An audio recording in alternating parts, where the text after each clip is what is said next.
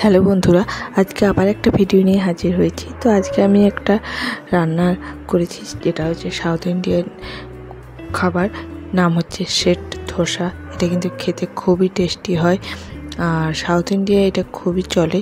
তো এটা কীভাবে করবেন বাড়িতে আর একদম পারফেক্ট, মানে সেট ধোসা যেরকম হয় সেরকম হবে। তো সেটাই আমি আপনাদের সঙ্গে দেখিয়েছি, খুব সহজ পদ্ধতি।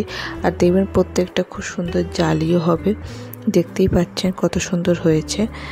তো দেখে নিয়ে যাক আমি কিভাবে এই সেট ধোসাগুলো করেছি।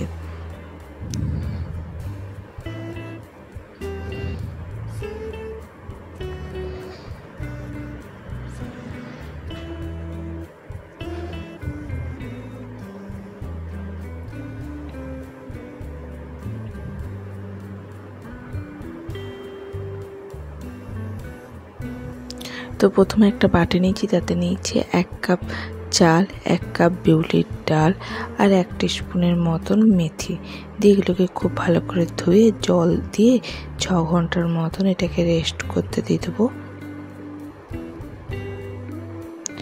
6 থেকে 8 ঘন্টার পর চালগুলোকে আমি খুব ভালো মতো ভিজে গেছে। এরপর এগুলো একটা ব্লেন্ডারের মধ্যে দিয়ে এগুলোর আমি একটা পেস্ট তৈরি করে নেবো। খুব পাতলা পেস্ট হবে না, মানে আমি অল্প জল দিয়ে দিয়ে এটার পেস্ট তৈরি করব।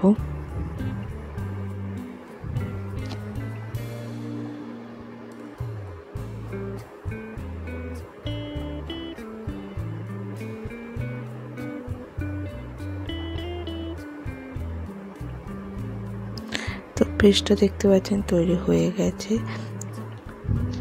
এরপর একটু ব্লেন্ডার ধোয়া জল দিয়ে এটা ভালো করে মিশিয়ে নেব।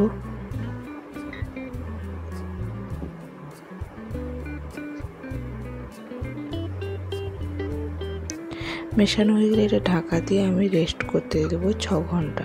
6 ঘন্টার পর দেখুন কত সুন্দর ফার্মেন্ট হয়েছে, একদম বাবল দেখা যাচ্ছে। তো এরপর আমি সেট ধোসাটা তৈরি করে নেব। তো তার আগে আমি দিয়ে দিলাম 1 টিস্পুনের থেকে লবণ, দিয়ে লবণটা খুব ভালো করে মিশিয়ে নেব।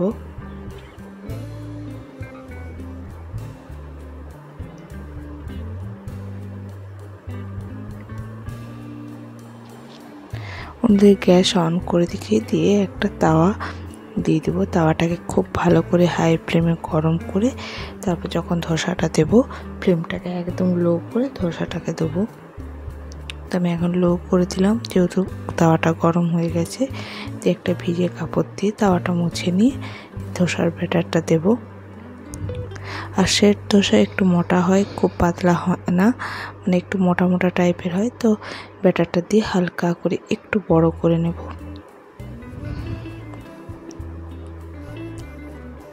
দিয়ে আমি ঢাকা দিয়ে দেবো। তো 1 মিনিটের মতন ঢাকা দেবো, যতক্ষণ না পর্যন্ত যে ধোসার উপরটা শুকিয়ে না যায়। আর দেখতেই পাচ্ছেন কি সুন্দর জালি জালি হয়ে গেছে, মানে সেট ধোসা তৈরি হয়ে গেছে। এইভাবে খুন্তির সাহায্যে উঠিয়ে নিতে হবে, তাহলে দেখতে পাচ্ছেন ধোসাটা রেডি। আর একটা করেও আপনাদেরকে দেখে দিচ্ছি। আর প্রত্যেকটা ধোসা করার পর তাওয়াটা কিন্তু মুছে দিতে হবে ভিজে কাপড় দিয়ে। আবার ব্যাটারটা দিয়ে অল্প একটু হাতার সাহায্যে ঘুরিয়ে নেব, দিয়ে আবার ঢাকা দিয়ে দেবো। দেখতে পাচ্ছেন আবারও জালি জালি হয়েছে। এবার খুন্তির সাহায্যে দিয়ে তুলে নেব। এইভাবে প্রত্যেকটা ধোসা করে নেব। তো এইভাবে আপনারাও ধোসাটা করুন, দেখুন খুব সুন্দর হবে।